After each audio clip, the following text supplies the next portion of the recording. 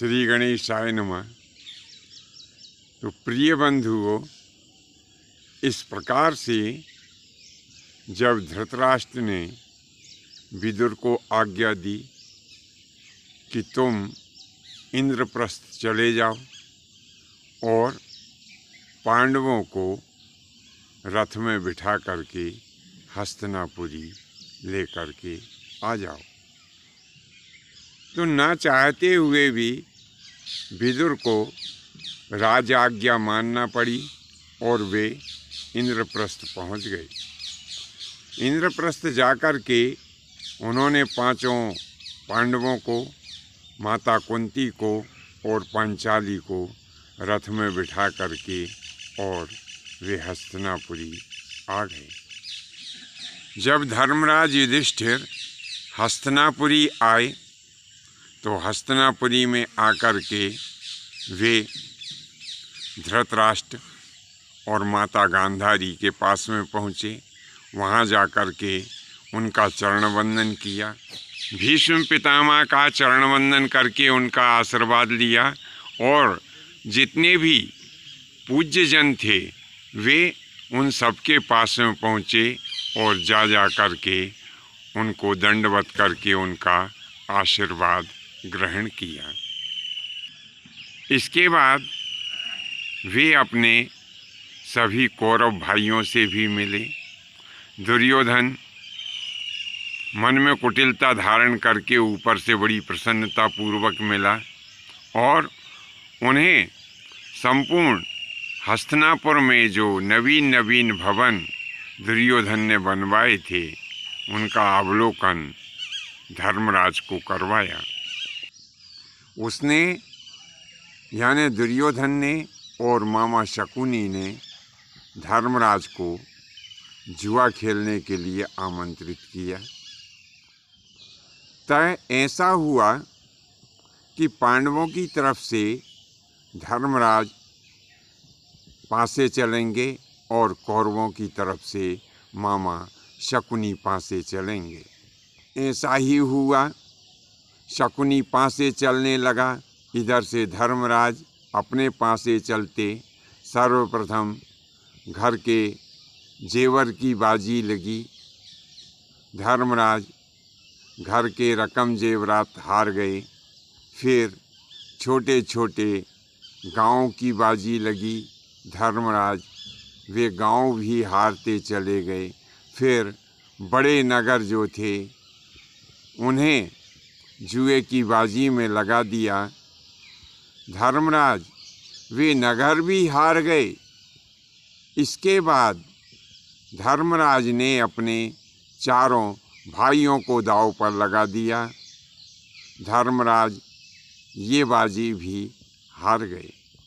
पूरे जुए के खेल में शकुनी छलपूर्वक सभी बाजियों को जीतता रहा।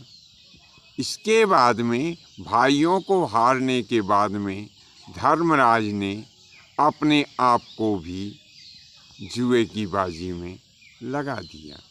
दुर्भाग्यवश धर्मराज ये बाजी भी हार गए। सभा में हाहाकार मच गया। बहुत से विद्वानों ने और नीतिवानों ने इस जुए के खेल का विरोध किया था, लेकिन होनी को कौन टाल सकता था। जो होना था वो हो करके ही रहा। धर्मराज भी अपने आप को हार गए। अब उनके पास में कुछ भी शेष नहीं रहा। और धर्मराज ने ऐसा कहा भी कि अब मैं अपना सब कुछ सर्वस्व जुए में हार चुका हूँ, अब मेरे पास में कुछ भी नहीं रहा है। तब शकुनी कहने लगा, भांजे अभी एक बहुमूल्य रत्न तुम्हारे पास में है। अगर तुम चाहो तो उस रत्न को इस जुए की बाजी में लगा दो और अगर तुम जीत गए तो हम अपना जीता हुआ समस्त ऐश्वर्य और जो राजपाट है वह तुम्हें लौटा देंगे और अगर तुम हार गए तो वह रत्न जो तुम अब बाजी पे लगाओगे वह हमारा हो जाएगा। धर्मराज कहने लगे कि ऐसा कौन सा रत्न है जिसे मैं बाजी पे लगा सकता हूँ। तब शकुनी और उपस्थित कौरव कहने लगे कि अभी पांचाली यानी द्रौपदी रूपी रत्न आपके पास में मौजूद है। यदि आप द्रौपदी को दांव पर लगाकर यह बाजी जीत जाते हैं तो हम सारा राजपाट धन ऐश्वर्य जो अभी जीता है वह सब तुम्हें लौटा देंगे, और अन्यथा यदि आप हार गए तो जिस प्रकार से कि आपके 4 भाई और आप स्वयं दासत्व को प्राप्त हुए हैं उसी प्रकार से पांचाली भी दुर्योधन की दासी होगी।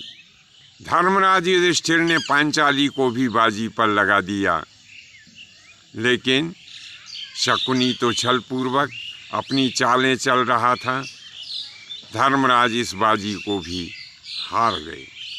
सारी सभा में हाहाकार हो गया, यह क्या अनर्थ हुआ।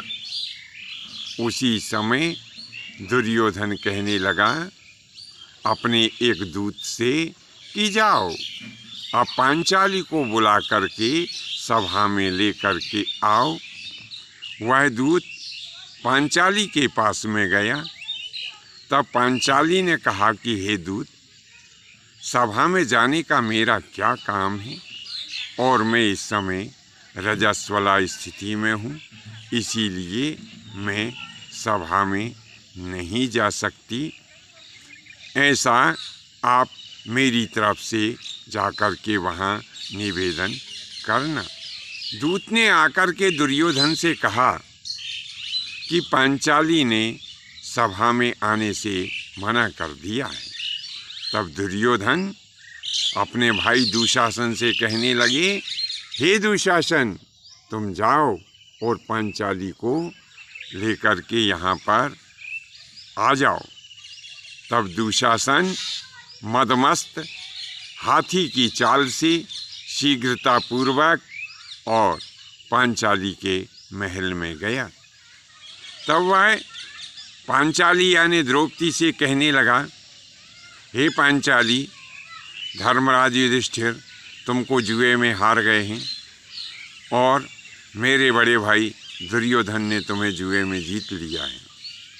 अब तुम मेरे साथ में जहाँ पर वह जुए का खेल चल रहा है यानी उस जुआ घर में तुम मेरे साथ में चलो। तब पांचाली कहने लगी कि हे दुशासन, सुनो, तुम मेरे देवर हो और मैं इस समय रजस्वला स्थिति में हूँ, इसीलिए मैं वहाँ नहीं जा सकती। तब दुशासन ने कहा कि तुम किसी भी स्थिति में क्यों ना हो, मेरे भाई की आज्ञा है, इसीलिए मैं तुम्हें उस सभा में अवश्य ही ले जाऊंगा। यदि राजी से चलोगी तो ठीक है, अन्यथा नाराज़ी से ले जाना भी मुझे याद है। द्रौपदी ने मना किया, कहा मैं नहीं जाऊंगी। तब दुशासन ने द्रौपदी के केश पकड़ करके और उसे घसीटते हुए उस सभा में लेकर के आ गया। बंधुओं, आज के लिए बस इतना ही। शेष फिर किसी दूसरे विषय के साथ में आपकी सेवा में उपस्थित होंगे। आज्ञा दीजिए। धन्यवाद। जय माता की, जय परशुराम जी की।